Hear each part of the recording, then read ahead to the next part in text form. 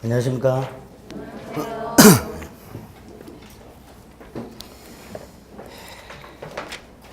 다 처음 하시는 분들인가요? 대답 안 하시는 분들은 2년 차인가요? 몇 가지만 좀 먼저 말씀을 드리겠습니다. 제 이름은 뭐 전단지 갖고 보셨을 테니까 굳이. 하필이면 개강하는 날 왼쪽 눈에 다래끼가 생겨서 제가 약간 왼쪽 눈을 뜨기가 힘들어요. 저 자식은 왼쪽 눈이 짝눈인가 보다 그렇게 생각하지 마시고 다래끼가 좀 생겼어요. 일단 여러분들이 저하고 꼭 약속을 지켜주셔야 될 게 몇 개 있어요. 이거는 꼭 지켜주셔야 돼. 보통 이제 1년간 어떻게 해야 될까 이런 공부 계획을 이렇게 설명하시는 경우가 많습니다. 우리는 1년 계획 이런 거 없어요. 12월 달 계획만 말씀드리겠습니다.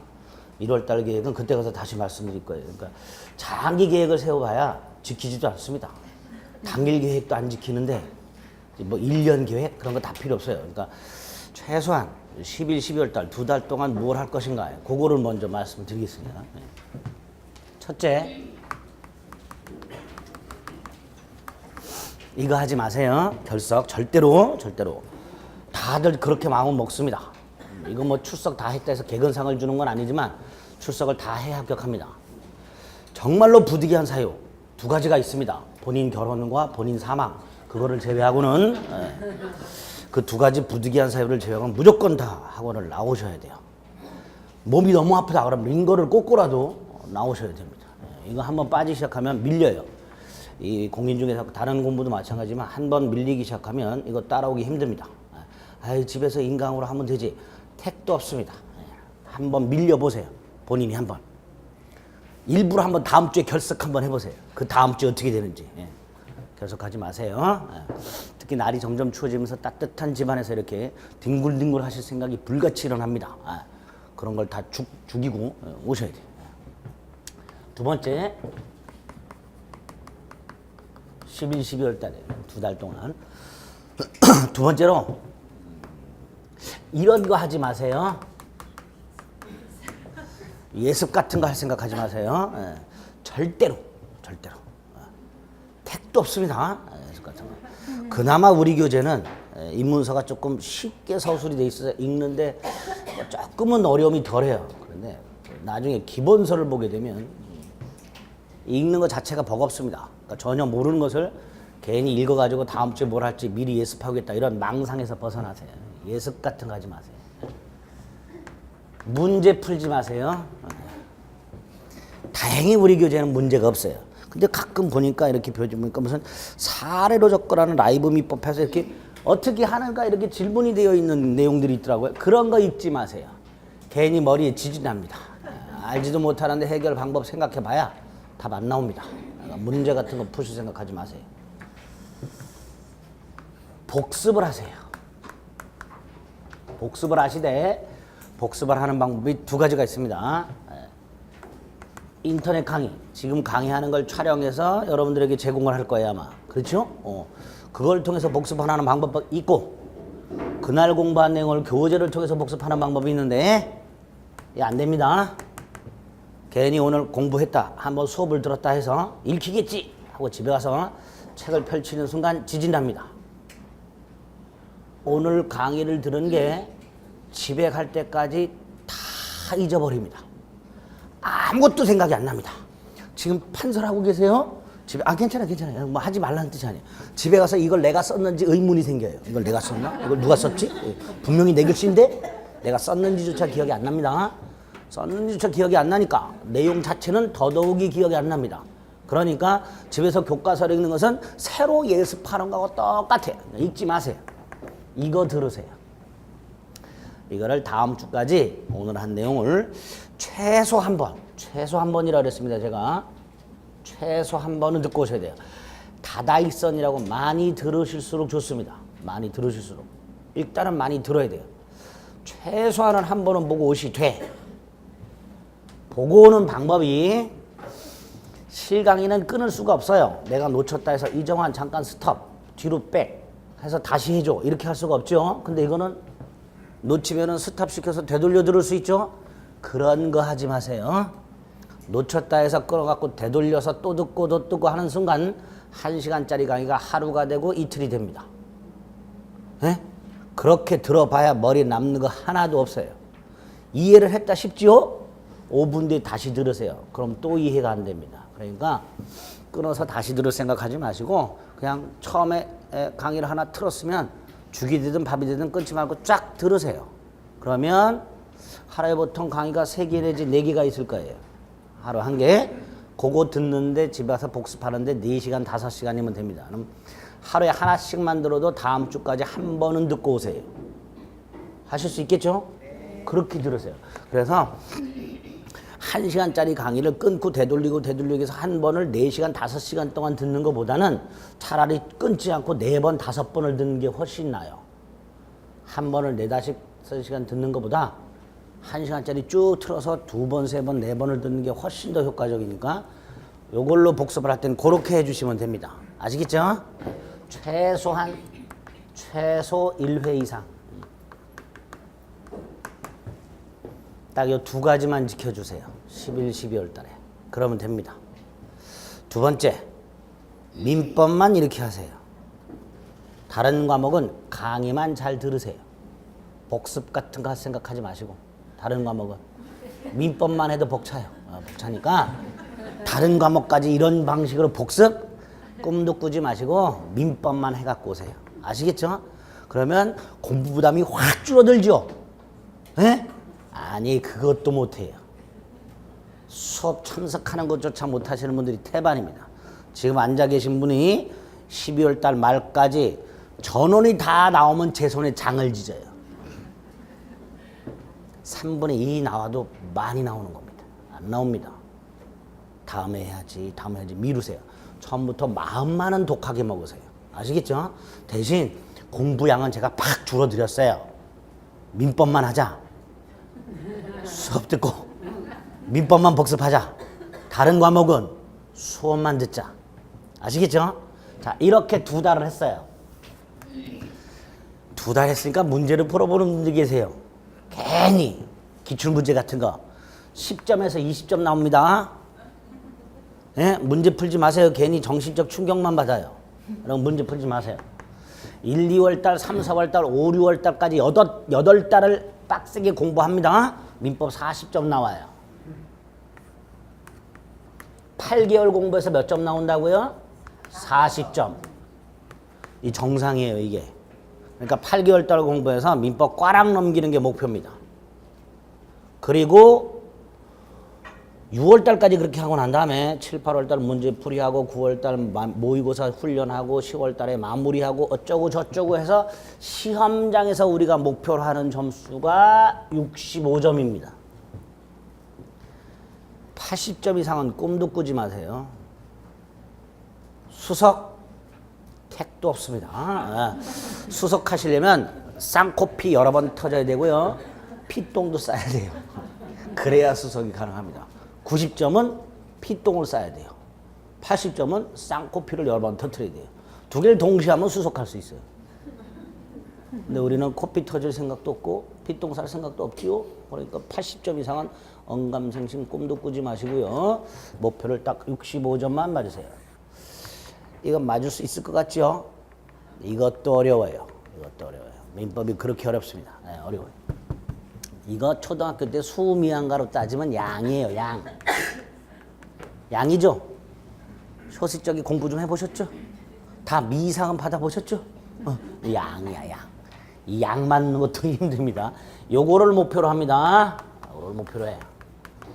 무슨 뜻이냐면 점수 안 오른다 해서 스트레스 받지 마세요. 안 올라요, 점수는. 8달 공부해도 40점, 50점 깝니다, 그냥. 8월달, 9월달 됐는데도 60점 안 나온다고 우시는 분들이 대반이에요. 그런데 이렇게 하다 보면 시험장 가서는 합격할 수 있는 점수는 맞아요. 맞으니까 제 말을 믿고 따라오시기만 하면 됩니다. 혹시라도 주위에 제 시험장에서 80점 이상 고득점을 맞게 해준다는 둥 그렇게 뻥치는 강사가 있으면 믿지 마세요. 아까 말씀드린 대로 피똥 싸지 않는 한 힘들어요. 그러니까 제 말을 믿고 이렇게 준비하시면 돼요. 아시겠죠? 요거는 머릿속에 미리 생각하셔야 돼요. 65점을 우리가 시험장에서 목표로 한다. 세 번째, 민법이 40문제예요. 40문제인데 이 중에서 보통 평년 수준으로 난이도가 나왔다 그러면 이 40문제 중에서 4문제가 어려운 문제예요. 최난이도, 최상위 난이도 문제입니다. 평년보다 조금 까다롭게 나왔다. 수험생들이 이번에 어려웠네 라는 느낌이 드는 문제는 8문제가 최상 난이도예요. 우리는 편하게 생각합니다. 8문제 어렵게 나온다고 생각하고 이거는 맞출 생각 아예 안 합니다. 이거 맞출 생각하지 마세요. 괜히 이거 맞추려고 했다가 지진 나고요. 합격에 필요한 걸 틀리게 돼요. 이거 8개 맞아봐야 20점이에요. 이거 다 제끼고 주는 거 맞으면 돼요. 합격을 위해서 주는 게 있어요. 그게 한 60에서 80 사이예요. 그거만 주워 먹으면 돼요. 그래서 민법은 만점이 100점이 아니라 80점이라고 생각하고 접근하세요. 그리고 어려운 거 8개는 쳐다도 안 봅니다. 제가 다른 곳에서도 강의를 딱 하는데 어떤 분이 올해 떨어지셨나 봐요. 근데 그분이 나중에 질문을 받는데 이렇게 얘기하시더라고요. 긴 문제는 어떻게 해결해야 되나요? 실제로 올해 문제 중에 이렇게 문제가 있잖아요. 10줄이 넘어가는 문제가 있었어요. 문제 자체가. 보통 4줄이 넘어가는 문제들이 있어요. 이건 보통 사례 형태 문제로 나옵니다. 갑을병정이라고 해서 갑이을과 뭐 매매를 했는데 어쩌고 저쩌고 이렇게 시작하는 게 있어요. 이런 사례 형태의 문제들은 보통 문제가 4줄 이상입니다. 이거 어떻게 해야 되나요? 이걸 다 틀렸대요. 다 틀려도 돼요, 이거. 이거 다 틀리고 왜 맞아야 돼, 이거? 이건 아예 읽지도 않는 거예요, 이런 거는. 이걸 왜 읽어요? 그 제가 그분한테 그랬어요. 이거 다 읽으셨나요? 그렇대요. 그럼 나머지 짧은 건 읽으셨나요? 시간이 없어서 못 읽었대요. 아니 그게 뭐 하는 거예요? 그게 도대체. 예? 이걸 뭐하러 읽어 이거? 다 제껴요 이런 거. 다 제끼고 그냥 편안한 마음으로 4번 찍으세요. 2개는 맞아요. 4번 찍으면 대성공입니다. 2줄 이하짜리 문제. 그걸 위주로 푸는 거예요. 그 2줄 이하짜리만 주워 먹어도 합격하는데 아무 지장 없어요.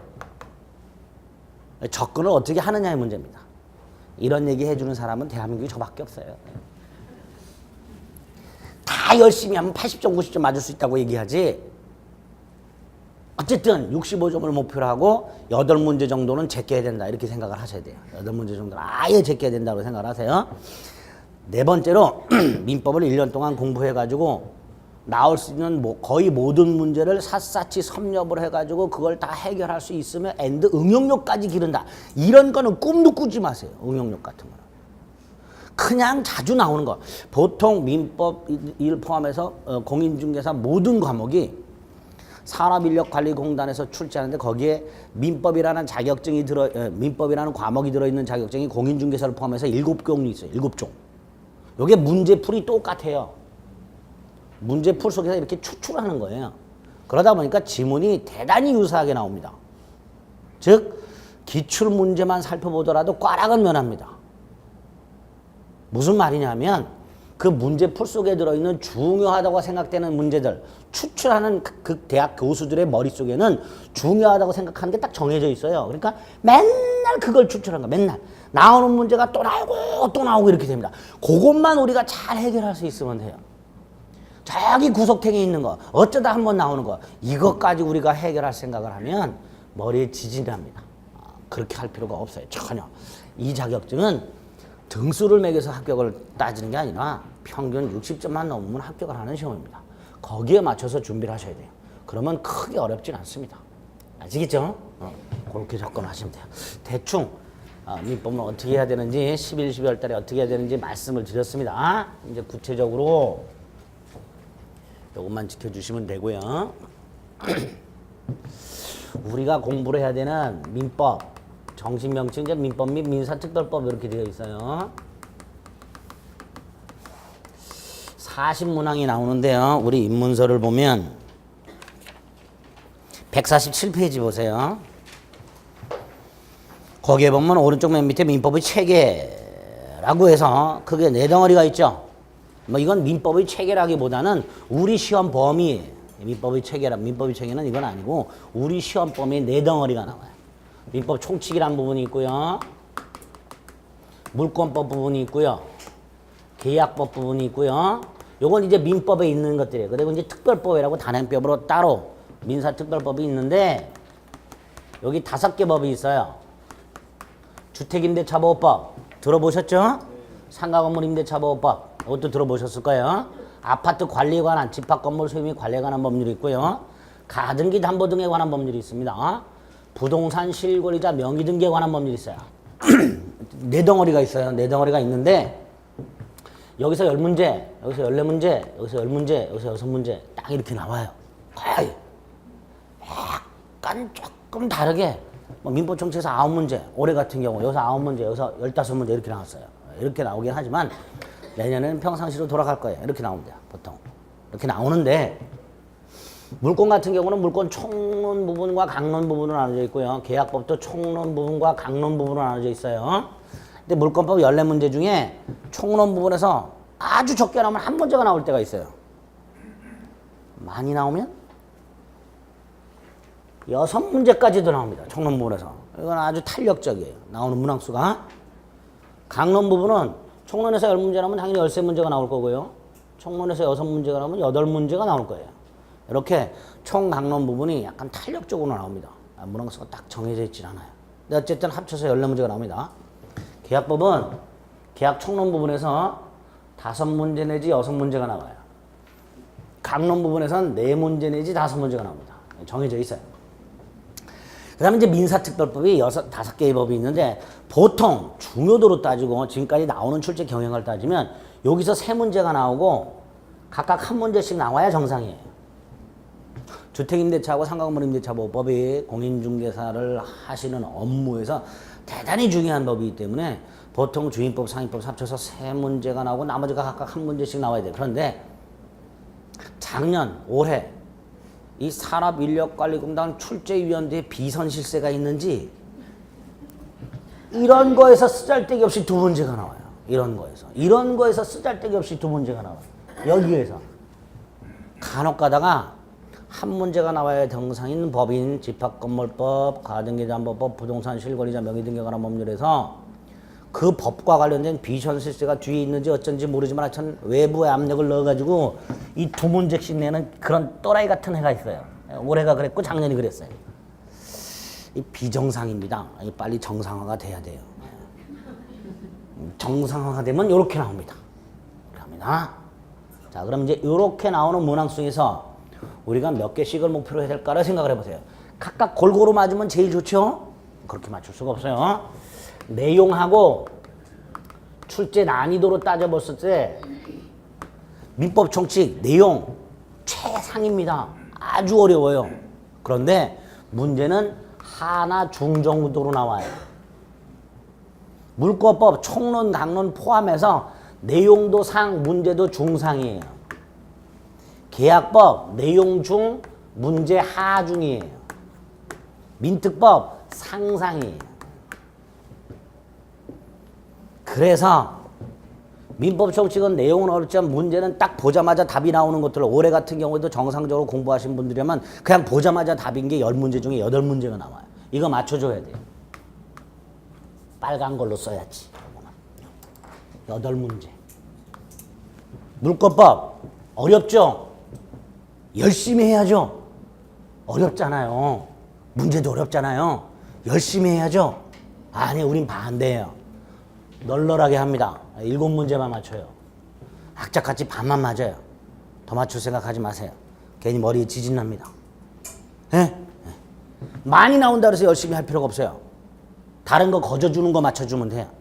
계약법 8문제 맞으면 돼요. 민특법 3개만 맞으면 돼요. 어려워요. 그래서 어려운 건 설렁설렁 해가지고 딱 기본이 되는 거 한 반 정도만 악착같이 맞겠다. 이렇게 접근하시면 돼요. 즉 민법 내 영역 중에서 강약을 조절해서 공부를 하셔야 되는 거예요. 내 파트를 골고루 다 열심히 해서 골고루 다 맞겠다. 1년 가지고 부족합니다. 그러니까 쉽게 나오는 부분을 위주로 집중 공략해서 거기에서 주는 문제들, 보통 꽈락을 넘길 수 있게 쉽게 출제되는 것들이 대부분 민법 총칙과 계약법에서 나옵니다. 요거 거저 주워 드셔야 돼요. 이거 틀리면 합격을 장담할 수가 없습니다. 요 두 가지를 집중해서 공부하겠다 이렇게 생각하시면 돼요. 그 다음에 특히 요놈 법이 5개가 있는데 그 중에 이거 강의는 합니다. 공부는 하지 마세요. 집에서 혼자 공부할 생각을 하신다거나 그러지 마세요. 그거 해도 틀려요. 못 맞춰요. 이거는 그냥 쭉 4번 찍으세요. 시험장 갈 때까지 공부하지 마시고 그냥 수업만 들으세요. 수업만 듣고 그냥 쭉 4번 찍으세요. 그럼 한 문제는 걸려요. 한 문제만 맞아도 돼요. 민사집법은 요 2개만 열심히 하세요. 2개만. 이거는 찍자. 아예 써드려야지. 찍자. 이렇게. 그냥 4번 찍자. 4번 찍은데 다 틀리면 어떻게 되냐? 아니 상관없어요. 주임법상에서 맞으면 되지. 럭키해서 한 문제만 더 맞겠다 이런 생각으로 찍는 거지. 이거 4번 다 맞겠다고 찍는 게 아니에요. 그냥 칸을 채워야 되니까 찍는 거예요. 3번 찍어도 돼요. 1번 찍어도 되고 본인 마음에 드는 번호 찍으세요.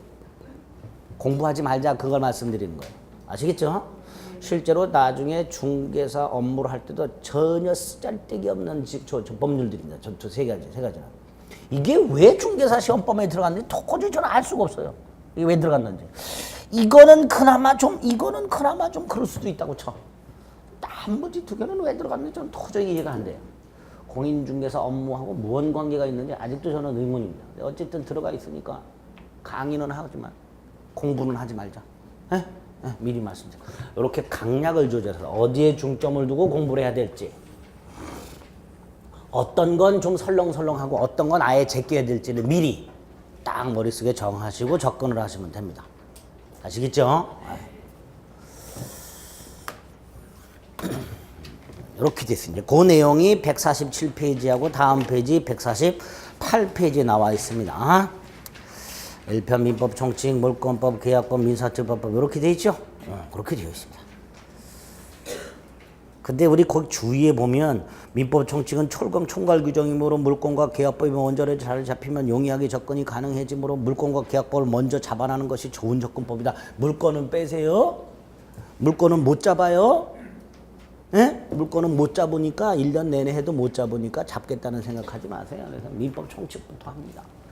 자, 그러면 우리가 공부해야 될 민법 중에서 총칙 부분, 민법 중에서 총칙 부분 크게 5덩어리가 있습니다. 민법 총칙이 크게 5덩어리가 있어요. 듣기만 하세요. 그냥 법률 행위라는 파트가 있고요. 민법 총칙이 요 법률 행위라는 놈에 대한 내용이에요. 민법 총칙이. 법률 행위가 먼저 조금 이따 말씀을 드릴게요. 요 법률 행위의 가장 대표적인 예가 계약이에요. 법률 행위의 가장 대표적인 예가 계약입니다. 그럼 결국 민법 및 민사특별법이라는 법률 시험 범위에서 법률 행위라는 게 차지하는 게 절반이에요. 그리고 그 법률 행위랑을 통해서 취득할 수 있는 권리 중에 가장 대표적인 게 물권이에요. 결국은 민법 전체가 다 법률 행위에 관련된 내용이라고 생각하시면 됩니다. 근데 이 법률 행위 관련해서 첫 번째 덩어리가 법률 행위 목적 부분이 나와요. 목적. 법률의 목적 부분이. 두 번째로 법률 행위 속에, 법률 행위라는 놈 속에 반드시 들어있는 요소가 하나 있어요. 구성 요소가. 찐빵 속에 반드시 들어있는 게 뭐가 있어요? 앙꼬, 그런 관계가 있는 게 있어요. 법률 행위는 찐빵이고 그 안에 들어있는 앙꼬와 같은 역할을 하는 놈이 하나 있어요. 의사표시라고. 이게 두 번째 덩어리예요. 세 번째로 법률 행위가 제가 지금 예가 뭐가 있다 그랬죠? 법률의 가장 대표적인 예가 계약이 있다 그랬어요. 계약. 이 계약을 여러분들이 마트 가서 물건 사는 것도 계약이고요. 편의점 가서 물건 사는 것도 계약이에요. 학원과 강의를 듣기로 수강 신청 작성하고 돈 주는 것도 계약이고요. 크게는 부동산 매매, 임대차 이런 것도 다 계약이에요. 이때 내가 계약을 하고자 할 때 내가 스스로 하는 게 원칙이죠. 계약이란 건 계약 당사자가 스스로 하는 게 원칙이에요. 내가 직접 가가지고. 그런데 내가 시간이 없고 바쁘면 누구한테 맡길 수도 있죠. 내가 평택에 있는 공인중개사학원을 다니면서 강의를 좀 들어야지 생각했을 때 이제 작년까지만 해도 올해까지만 해도 고민할 필요가 없었어요. 한 군데밖에 없었으니까. 그렇죠? 여기밖에 없었죠. 근데 우후죽순으로 몇 개가 더 생겼죠. 예? 모르세요? 괜히 얘기했다 또 가시는 거 아니야, 그걸로? 평택이 한 군데밖에 없었는데 여기저기가 생겼어요. 뭐 생겨도 뭐 10년 전 여기 평택에서 개업하시는 분들이 다 어디 출신이세요? 인적 네트워크가 대단히 중요합니다. 중개사는 나중에 해보시면 알지만 그래서 다른 학원 가셨다가 괜히 인적 네트워크 없어서 곤란 겪느니 여기가 훨씬 나요. 강사진도 제일 나요 여기가. 누구 때문에? 이종환이 때문에. 근데 어쨌든 계약이란 것은 이렇게 자기가 혼자 자기가 직접 하는 게 원칙이지만 내가 시간이 없으면 친구한테 부탁을 해요. 평택에 있는 학원 몇 군데를 다녀보면서 상담해보고 괜찮은 학원 있으면 네가 좀 끊어달라 이렇게 부탁할 수 있죠. 그러면 친구가 가서 상담하고 계약을 할 거예요. 즉 다른 사람을 통해서 계약을 하는 형태가 있을 수 있어요. 다른 사람한테 부탁을 해서 그걸 대리라고 합니다. 즉 계약 같은 법률인 걸 자기가 스스로 하는 게 아니라 타인을 통해서 하는 형태가 있어요. 이걸 대리 이렇게 불러요. 대리. 그 다음에 계약을 했는데 만약에 만취한 상태에서 계약을 했다. 특히 이제 밤에 이 술이 잔뜩 취해갖고 편의점 가가지고 무슨 견디셔 같은 거 사드시는 분들 있죠. 예? 견디셔. 모닝 개워 이런 거 사드시는 분들 있잖아요. 모닝 개워가 뭔지 모르시는구나. 술을 안 드셔봐서. 견디셔는 컨디션을 말하는 겁니다.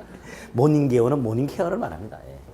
그런 거 사드시는 분들인데 그런 거 사드실 때 보면은 완전히 만취된 상태에서 사시는 분들 많죠. 이런 분들이 계약을 하면 그 계약은 무효예요. 법적으로 무효예요. 그러니까 계약을 했다 해서 그 계약이 다 유효가 되는 건 아니란 말이에요. 그러니까 계약을 할 때 뭔가 문제가 생기면 그 계약은 무효이거나 또는 취소할 수 있도록 해놨어요. 그럼 무효가 됐거나 취소가 되면 그 마무리를 어떻게 해야 될지 문제가 생겨요. 계약과 같은 법률행위가 무효나 취소가 되었을 때 이 뒷마무리를 어떻게 해야 될까? 여기 하나 나와요. 법률행위 무효 또는 취소. 다섯 번째로 갑이 을한테 자동차를 줘요. 자동차를 주겠다고 약속을 하는데 그냥은 못 주겠다. 너 2017년도 28회 시험에 합격을 해라. 그럼 자동차를 주겠다. 이 남편분한테 이런 약속 받는 분들 좀 있죠. 예? 남편이 합격만 해. 차 한 대 뽑아줄게. 또는 사무실 내줄게. 이런 약속하는 경우 있죠. 뭔가를 주기로 약속을 하는데 뭐가 달려 있어요? 조건이 붙어 있어요. 그렇죠?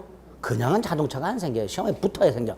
요때 요런 것들을 법률행위 부관이라 합니다. 증여와 같은 법률행위에 조건이 달려 있어요. 이런 조건 같은 것들을 뭐라 한다? 법률행위 부관이라고 불러요. 이 민법 총칙이 요 5개로 구성이 되어 있어요. 우리 시험 범위에. 이거 이외에도 있긴 있는데 그건 우리 시험 범위가 아니고 우리 시험 범위 민법 총칙 5개 덩어리가 이거예요. 여기에서 9문제가 나옵니다. 9문제가 나오되 무효 취소하고 부관에서는 보통 한 문제씩 나와요. 그러니까 나머지가 여기에서 각각 2-3문제씩 나오는 거예요.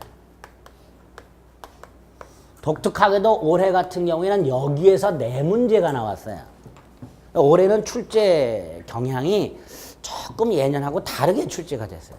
조금 비율이 1-2개씩 좀 차이가 나게 출제가 됐지만 보통은 이렇게 나오게 됩니다. 문항수가. 어디에 집중을 해야 돼요? 요 세 부분에 집중을 해야 되죠. 특히 요 5번째 요거 한 문제 나오는 거 이거 수험생분들이 제일 어려워하세요. 이거를 굉장히 어려워합니다. 어려운 건 어떻게 한다? 우리는 찍으면 되는 거예요. 그래서 나머지에서 8문제 정도 맞춰주시면 돼요. 근데 10문제 나온다고 근데 한 문제는 어디 가냐? 이 앞에 법률행위의 기본적인 내용들 법률행위 이 목적부터 시작해서 여기까지는 법률행위에 달려있는 것들이고 법률행위 가장 기초적인 내용들이 있어요. 그 법률행위 가장 기초적인 내용에서 한 문제 정도가 나옵니다. 그래서 민법 총칙을 정리하려면 이 법률행위 개념을 먼저 파악을 해야 돼요. 법률행위가 뭔지 그것부터 파악을 해야 되는데 이 법률행위가 가려면 좀 길이 멀어요. 그 법률행위까지 갈 때까지 몇 가지 거쳐야 될 길이 있어. 그거를 이제 설명을 드릴 거예요. 왜 법률행위라는 개념이 나오는지 자, 민법이라는 것이 원래 법이라는 게 왜 필요할까요? 첫째가 사람들에게 미리 예방 차원에서 이런 거 하지 마라. 이런 건 해라. 뭔가를 강요하기 위해서 필요한 게 법이에요. 두 번째로 당사자 간에 다툼이 생겼을 때 그걸 해결하기 위한 수단으로 필요한 게 또 법이에요. 만약에 법이라는 해결 수단이 없으면 당사자 간에 다툼이 생겼을 때 뭘로 해결하는 게 빨라요? 주먹. 근데 주먹으로 해결하면 돼요, 안 돼요? 안 된단 말이지. 법적으로 해결해야죠. 법적으로 해결을 하질 못하니까 지금 이런 사태가 생긴 거, 우리나라가. 예? 그렇잖아요. 누구라고 말을 안 하겠어요, 하여튼. 제가 원래 수업할 때 정치 얘기, 종교 얘기, 지역 얘기 절대로 안 합니다. 절대로 안 하는데, 이거는 올해는 진짜. 네. 하여튼, 법이라는 게 그래서 필요한 거예요. 이걸 지켜야 되고, 그 다음에 어떤 다툼이 생겼을 때 그 법을 가지고 해결. 근데 이런 다툼이 생겼을 때 법을 통해서 해결하는 관계를 법률 관계라고 불러요. 자, 법률 관계라는 용어 머릿속에 넣습니다. 당사자 간의 분쟁을 뭘 통해서 해결하는 관계? 법을 통해서 해결하는 관계. 그러면 분쟁이 생길 때 법 이외에 다른 걸로 해결하는 관계도 있냐? 있죠. 친구한테 술 사주기로 약속했는데 안 사줬어요. 친구가 나한테 사기죄로 고소를 하거나 또는 뭐 민사소송을 제기하나 그렇게 할까요? 안 하죠. 안 보면 그만이에요. 그런 관계는 법이 개입을 하지 않아요. 니들끼리 해결하라고 하지. 그러니까 당사자 간에 다툼이 생겼을 때 법이 아닌 수단으로 해결하는 관계도 있습니다. 그런데 그 다툼 중에서 최종적으로 법이라는 수단을 통해서 해결하는 관계를 법률관계라고 하게 되고, 이 법률관계는 구체적으로 권리, 의무 관계로 나타나요. 그런데 이 권리, 의무 관계가 평등한 개인 간에 발생했을 때, 이걸 사법적 법률 관계라고 불러요.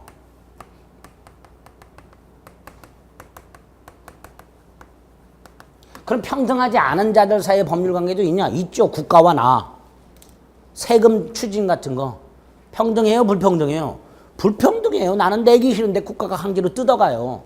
불평등 관계. 이런 불평등 관계도 있는데, 불평등 관계는 공법적 법률 관계라고 불러요. 불평등 관계는. 그런데 평등한 이 개인과 개인 간의 법률 관계에 대한 분쟁, 요걸 해결하기 위해서 만들어진 법 중에 가장 기본이 되는 법이 민법이에요. 그러니까 개인과 개인 사이에 매매를 둘러싸고 다툼이 생겼다. 임대차 계약을 둘러싸고 다툼이 생겼다. 학원과 수강 계약을 했는데 학원이 강의를 제대로 제공하지 않는다. 뭐 이런 경우 등등 평등한 개인과 개인 간에 다툼이 생겼을 때 가장 먼저 뭘 들여다보면 돼요? 민법이라는 법을 들여다보면 돼요. 그럼 해결이 가능해져요. 이렇게 해결하게 되고 법이 규정을 해놨어요. 이때 이 민법이 3단 구조로 이루어져 있어요. 3단 구조로. 마지막 단계가 뭐냐 하면, 이러한 다투고 있는 개인과 개인 사이의 사법적 법률 관계가, 이런 관계가 예를 들어서 각과 을이 다투고 있는데 각과 을이 뭘 갖고 싸우고 있는지를 파악을 해야 될 거 아니에요.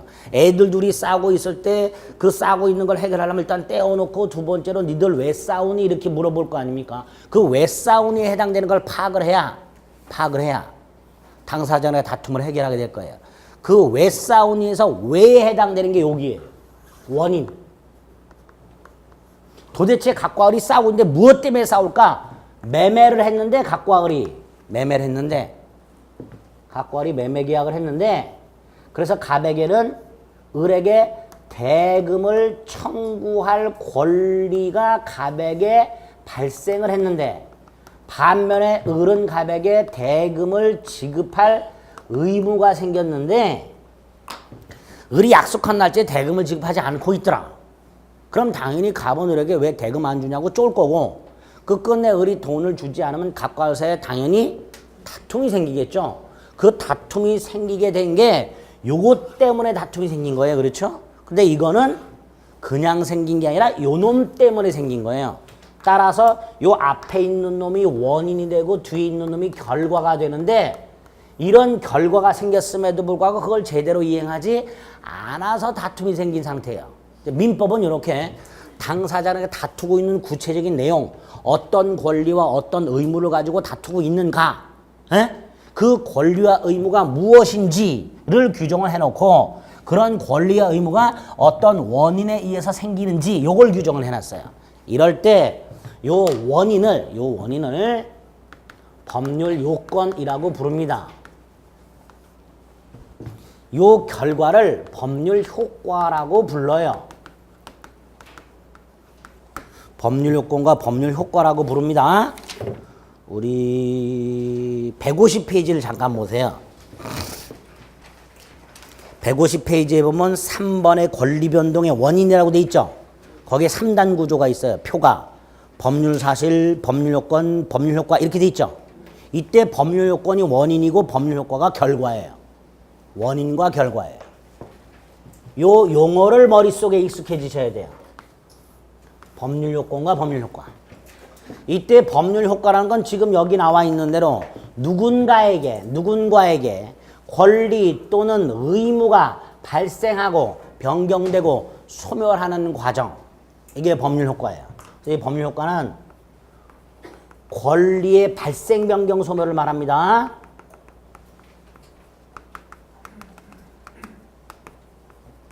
요걸 줄여서 변동이라고 해요. 그래서 타이틀이 권리 변동의 원인이라고 되어 있는 거예요. 권리 변동 이퀄 뭐다? 법률 효과. 법률 효과. 이렇게 말로 할 수 있어야 돼요. 용어를. 일단 용어에 익숙해져야 나중에 기본서를 읽을 수가 있어요. 법이라는 영역에서 쓰고 있는 전문적으로 다른 영역에서는 잘 쓰지 않는 법학 영역에서만 쓰고 있는 용어들에 익숙해지셔야 돼요. 그래서 한 8월 달쯤 되면요. 이걸 공부하지 않는 사람과 대화를 할 때 이런 단어들이 튀어나와요. 여러분들 입에서. 여러분들도 모르게. 그래서 제 공인중개사 공부하더니 약간 이상해졌다 이런 얘기를 듣게 돼요. 쟤랑 대화하면 뭐 말이 안 통해 이런 얘기를 듣게 돼요. 이런 걸 막 쓰고 있으니까. 근데 이거에 익숙해져야 돼요. 일단 법률 요건, 법률 효과라는 용어. 이때 법률 요건은 원인이고 법률 효과가 결과다. 그리고 그 법률 효과는 구체적으로 누군가에게 권리가 발생, 변경, 소멸하는 권리 변동을 말한다. 여기까지 머릿속에 일단 있어야 돼요. 그 다음에 이 원인이 즉 법률 요건이 두 개가 있어요. 하나가 지금 이런 경우 매매 계약. 이거 뭐라 그랬어요? 아까 계약. 법률행위. 법률행위라는 게 하나 있어요.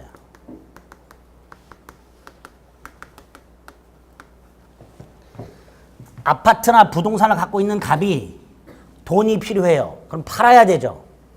그렇죠? 그래서 매수인을 묵색해서 매매 계약을 하게 되면 갑이 원한 대로 돈이 생겨요. 그렇죠? 갑이 원한 대로 결과가 생겨요. 사람이 하는 행위 중에서 그 행위한 사람이 원한 대로 법률 효과가 생길 때 그 행위를 뭐라고 이름 부른다? 법률 행위라고 이름을 불러요. 반면에 우리 교재에 나와 있는 대로 갑이라는 자가 토지를 갖고 있다가 죽어요. 상속인이 있으면 상속을 통해서 상속인 을이 권리 의무가 생겨요. 이때 을에게 발생하는 권리 의무는 을이 원한 걸까요? 을이 원해서 상속받은 걸까요? 아니죠. 갑이라는 자가 사망을 함으로써 법률 규정에 의해서 을이 원하든 원하지 않았든 법률 규정에 의해서 이런 결과가 생기는 거예요. 그래서 법률 효과, 즉 권리를 변동시키는 원인인 법률 요건에는 크게 두 가지가 있다. 이렇게 얘기를 해요. 법률 행위하고 법률 규정하고. 이것도 잊으시면 안 돼요. 그리고 우리가 공부해야 될 법률 행위 개념이 나왔습니다. 여기서. 그 다음에 이런 걸 구성하고 있는 구성 요소가 있어요. 아까 제가 법률 행위나 법률 요건을 뭐라고 생각하자 그랬어요? 찐빵. 그 안에 반드시 뭐가 들어있다? 안고. 필수 구성 요소들이 들어있어요. 법률 요건을 구성하는 구성 요소들. 그거를 법률 사실이라고 이름을 붙여요. 이 구성 요소예요. 법률 요건을 구성하는 구성 요소입니다. 자, 민법의 3단 구조가 완성이 됐어요. 민법 조문들을 보게 되면 대부분 이러이러한 법률 사실이 모여서 이러이러한 법률 요건을 갖추게 되면 그에 따라서 이러이러한 법률 효과가 생기는데 그때 그 요건이 두 개가 있고 법률 행위인 경우에는 행위한 사람이 원했던 효과가 법률 규정에 의한 경우에는 행위자가 원하든 원하지 않았던 법률 규정에 의한 효과가 발생한다. 이렇게 결론을 내릴 수가 있어요. 이 틀이 머릿속에 딱 잡혀 있어야 돼요. 틀이. 이해가 되든 안 되든 이 머릿속에 있어야 돼요. 바짝바짝 눈 이해하려고 자꾸 생각하고 계시는 눈이 보여요. 이해하려는 눈빛이 보여. 이해하면 좋아. 근데 이해가 안 돼. 안 돼도 머릿속에 박아야 돼요. 머릿속에 박아야 될 거 법률관계 개념, 권리의무관계. 법률관계 개념. 이게 어떤 과정을 통해서 당사자 간에 생기는가? 다투고 있는 두 사람 사이의 법률관계가 어떤 과정을 통해서 생기는가? 이 과정을 통해 생긴다. 법률사실, 법률요건, 법률효과. 그리고 그 중에 몸통이 되는 법률요건에 크게 뭐가 있다? 법률행위와 법률규정이 있다. 딱 요거는 머릿속에 박으셔야 돼요. 그렇게 받고 핵심이 이거라 그랬죠.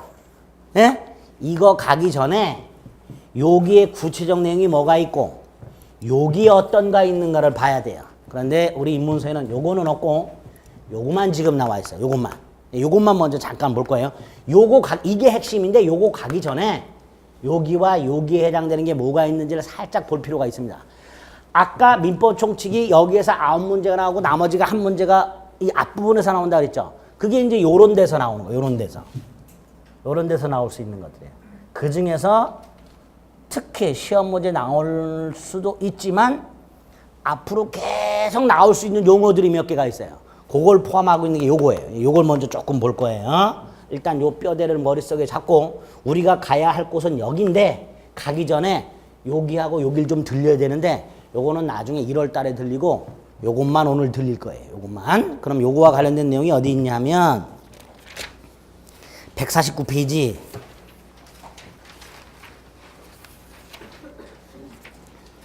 권리 변동이라고 돼 있죠.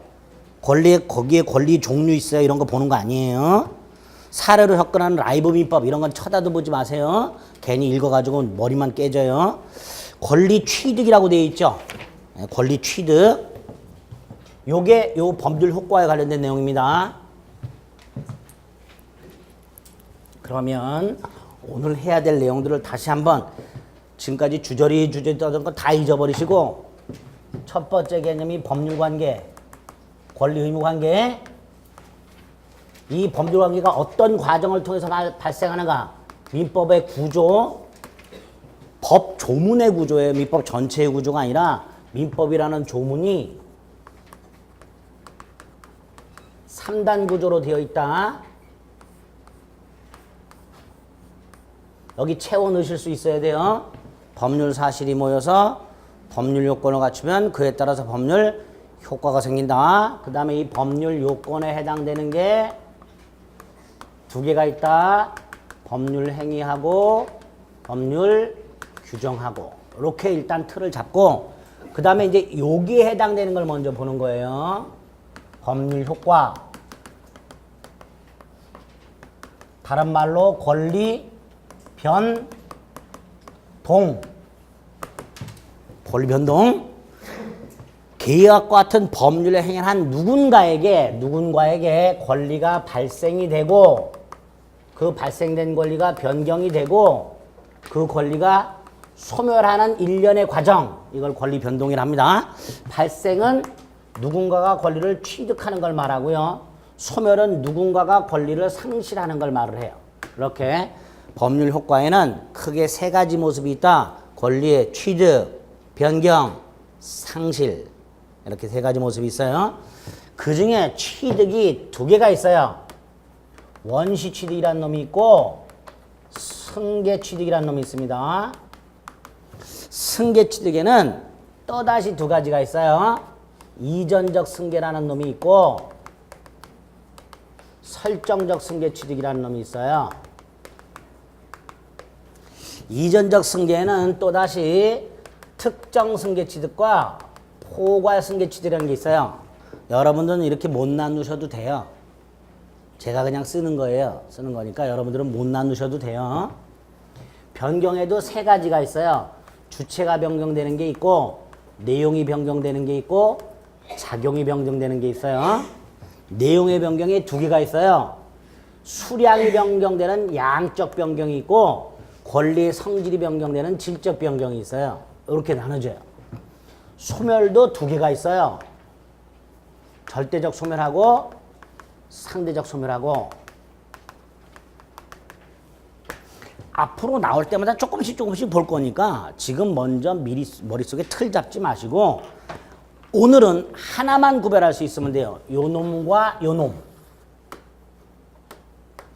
원시취득은 없던 권리가 새로 생기는 거예요. 내가 땅을 하나 갖고 있었는데 그 땅에다 건물을 지었다. 그럼 그 건물에 대한 소유권이라는 게 새롭게 생기죠. 이렇게 없던 권리를 새롭게 발생하면서 취득하는 형태를 원시취득이라 하고, 승계취득은 권리가 있고 그 권리를 갖고 있는 사람으로부터 권리를 넘겨받는 걸 승계취득이라고 해요. 이 두 가지만 일단 구별하실 수 있으면 돼요. 원시취득과 승계취득의 구별. 요것만 딱 해주시면 돼요. 그래서 149페이지에 보면 2번의 권리취득의 1번 원시취득과 승계취득이 있죠. 이 두 가지만 일단 구별합니다. 두 가지만. 두 가지만 구별하실 수 있으면 돼요.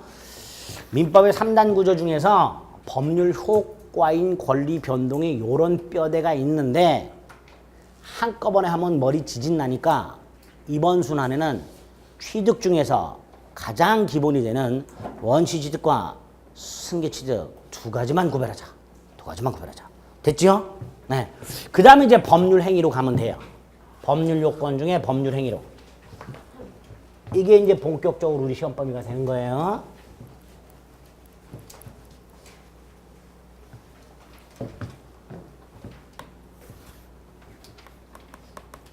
다 잊어버리셔도 돼요.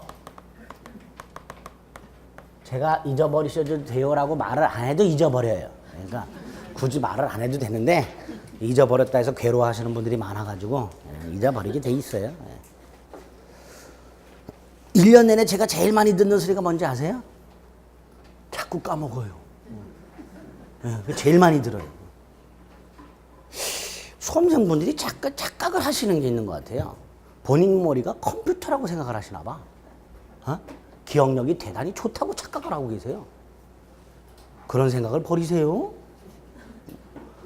돌아서면 까먹는 게 본인이라고 생각을 하세요. 돌아서면. 그나마 돌아서면 까먹으면 그나마 기억력이 좀 좋은 거예요. 2페이지를 읽으면서 1페이지를 까먹어요. 네? 그렇게 돼요? 그렇게 돼요? 그러니까 까먹는 거를 두려워하지 마세요. 자, 법률행위. 법률행위라는 속에는 내용이 의의가 있고 특징이 있고 종류가 나오고 요건이 나오고 해석이 나와요. 이 5개가 들어있어요. 법률행위라는 놈 속에. 아까 민법 총칙이 5덩어리가 있다고 그랬죠. 그 중에 법률행위 목적 파트가 있었어요. 아까 민법 총칙 법률행위의 목적, 의사표시, 대리, 무효 취소, 부관. 이 5덩어리 중에서 첫 번째 덩어리 법률행위 목적. 그 목적이 여기 들어있어요. 여기. 목적이. 그 목적을 하기 위해서 나머지 격가지를 보는 거예요. 목적을 보기 위해서 나머지 격가지들을 보는 거예요. 자, 이때 법률행위가 뭘까? 아까 얘가 뭐가 있다 그랬어요? 계약이라 그랬어요. 얘가 계약이 있을 때 일단 계약을 머릿속에 염두에 두고 두 번째로 이 법률행위가 아까 민법의 3단 구조 중에서 어디에 해당됐어요?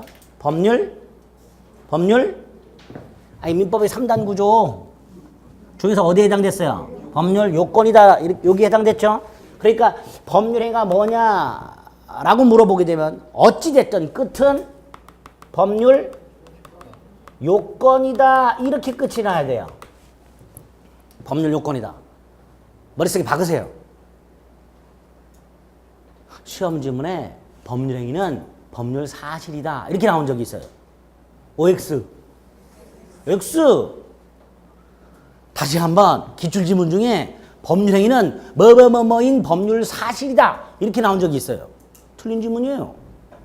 법률행위는 법률 사실이 아니라 뭐라고요? 법률 요건이다. 그 다음에 법률행위는 아까 법률 규정하고 차이가 뭐였어요? 행위한 자가 원한 대로 결과가 생긴다 그랬어요. 이때 원하는 것을 의사라고 하고요. 그걸 밖으로 나타내는 걸 표시라 그래요. 그래서 그걸 합쳐가지고 이렇게도 말을 해요. 법률행위는 의사, 표시한 대로 결과가 생긴다라고 말을 해요. 그래서 법률행위 속에는 반드시 뭐가 들어있다고 말을 한다. 의사, 표시가 들어있다고 말을 해요. 그래서 결국 법률행위는 법적인 개념이 일정한 법률 효과 발생을 의욕하는 하나 또는 수개의 의사표시를 필수 불가결의 요소로 하는 법률 요건을 말한다 라고 얘기를 해요. 머리 지진 나죠? 네, 지진 나요. 지금은 머릿속에 잘 안 와닿아요. 그런 말이 안 나오는데 포인트만 생각하세요. 법률행위는 법률 요건이고 그 속에는 반드시 뭐가 들어있다? 의사 표시가 들어있다. 그래서 법률행위라는 법률 요건 속에는 반드시 의사 표시라는 구성 요소가 들어있게 되고 요 의사 표시 때문에 법률행위는 원한 대로 효과가 생긴다라고 결론을 내리게 되는 거예요. 여기까지 했죠? 이게 의의가 되고 특징이 되는 거예요. 의의가 되고 특징이 됩니다. 그래서 법률행위는 그냥 머릿속으로 계약이다라고 생각을 하시되 그 법적인 의미는 의사표시라는 말과 법률 요건에도 끝이 나야 된다. 요거를 플러스해서 머릿속에 생각을 해두시면 돼요. 아직까지도 잘 안 들어와요. 괜찮아요. 이렇게만. 종류가 있어요. 몇 가지 분류 기준이 있어요. 법률행위가 굉장히 버라이어티한데 내용이 종류가 굉장히 버라이어티한데 이걸 조금 쉽게 이해할 목적으로 일정한 기준을 가지고 분류를 좀 몇 개를 해요. 분류를 하는데 그 중에서 가장 중요한 분류 하나만 오늘 봅니다. 법률행위 속에 반드시 들어있는 의사 표시,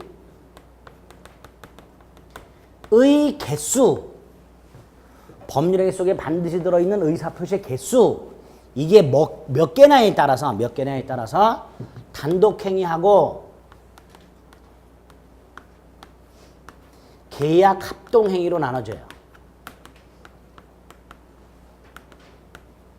다르게 구별하는 경우도 있어요. 근데 일단은 단독행위와 합동행위로 나눠집니다. 151페이지 맨 밑에 3번 법률행위 종류 1. 계약과 단독행위 다음 페이지 분류식 요식 3. 유상무상 4. 채권 물권 이렇게 되어 있는데 채권 물권 중요라고 되어 있죠? 예? 이거보다 1번 계약 단독행위가 더 중요해요. 오늘은 계약하고 단독행위를 먼저 보는 거예요. 먼저 단독행위는 의사표시가 꼴랑 한 개 들어있어요. 단독행위라는 법률행위 속에는 의사표시가 몇 개 들어있다고요? 하나. 이때 이 단독행위가 두 가지 유형이 있어요. 상대방이 없는 단독행위가 있고 상대방이 있는 단독행위가 있고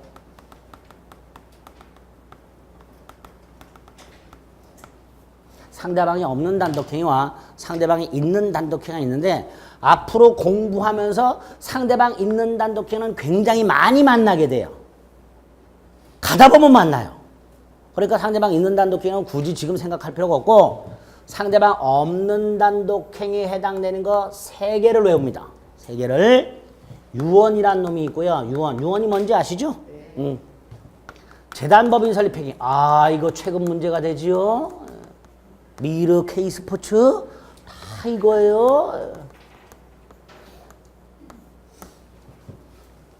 능력도 좋아 하여튼 재단법인 설립행위 무지하게 설립하기 어려운데 하루 만에 설립을 하고 말이죠. 대단해요. 재단법인 설립행위 상대방 없는 단독행위 동산 소유권 포기. 일반을 시켜서 권리 포기라고 하는데 구체적으로 동산 소유권 포기라는 게 있어요. 동산 소유권 포기는 여러분들이 쓰레기통에 물건을 버리는 거 생각하시면 돼요. 쓰레기통에 물건 버리는 거, 그게 동산 소유권 포기예요. 요 세 가지를 일단 외웁니다. 이게 뭐예요? 재단법인 설립이 몰라도 돼요. 그냥 유언, 재단법인 설립, 동산 소유권 포기, 요 세 가지가 뭐에 해당된다고요? 상대방 없는 단독행위. 두 번째, 계약하고 합동행위는 의사표시가 2개 이상. 그 중에 계약은 민법의 세 번째 덩어리인 계약법 가서 징글징글하게 볼 거예요. 요거만 좀 따로 구별합니다. 합동행위, 사단법인 설립행위가 있어요. 없어요. 교재 안 넘기셔도 돼요. 사단법인 설립행위를 하나 외워둡니다. 합동행위. 또 하나 기억할 게 합동행위는 의사표시가 2개 이상인데 상대방이 존재하진 않아요. 이유를 볼게요. 사단법인 설립행위의 대표적인 예가 영리사단법인인 주식회사 설립이 있어요. 주식회사가 영리사단법인이에요. 사단법인은 사람이 모여있는 단체에다가 마치 사람처럼 법인격을 부여한 걸 사단법인이라 그래요. 사람하고 똑같아요. 사람하고 똑같아요. 그래서 우리 법인 설립을 하게 되면요. 사람은 출생신고하면 주민등록번호가 생기죠. 법인은 법인 등록번호가 생겨요. 사람하고 똑같아요. 앞자리 6개, 뒷자리 7개. 사람이에요, 사람. 법인. 근데 어쨌든 여러 사람이 모여있는 단체에다가 법인격을 부여한 게 사단법인이고 그중에 영리사단법인이 주식회사예요. 주주들이 모여있잖아요. 그렇죠? 거기에다 법인격을 부여한 게 주식회사입니다. 이걸 설립하는 게 합동행위고 갑을병이 모여가지고 주식회사를 설립할 때 갑의 상대방이 누구예요? 을병이라고 할 수 있어요? 없어요? 없어요. 상대방이란 대립적 당사자를 말해요. 계약의 상대방 같이. 합동행위는 목적이 같아요. 이 세 사람이 같은 목적을 가지고 뭉쳐있는 거예요. 그러니까 상대방이라는 게 존재하지 않아요. 요거 머릿속에 넣으셔야 돼요.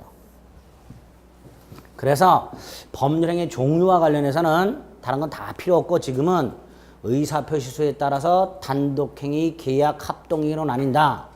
두 번째, 단독행위는 의사표시가 꼴랑 하나 있는 법률행위를 말한다. 세 번째, 단독행위가 2가지 형태가 있는데 그중에 상대방 없는 단독행위 예가 3가지가 있다. 네 번째, 합동행위는 사단법인 설립행위가 대표적인 예인데 중요한 거 상대방이 존재하지 않는다. 딱 요렇게만 머릿속에 넣어두세요. 그리고 나머지는 쳐다도 보지 마세요. 요거와 관련해서 단독행위하고 계약을 구별하라는 문제가 여러 번 나왔어요. 다음 중 단독행위가 아닌 것을 고르면 이런 식으로 문제가 작년에도 나왔어요. 그러니까 요거는 미리 개념을 이렇게 잡아 두셔야 돼요. 그리고 나중에 시험 문제 잘 나오는 단독행위하고 계약을 구별만 하실 수 있으면 됩니다. 아시겠죠? 종류에 대해서는 요 정도만 보시면 돼요. 자, 중요한 게 요거예요. 요건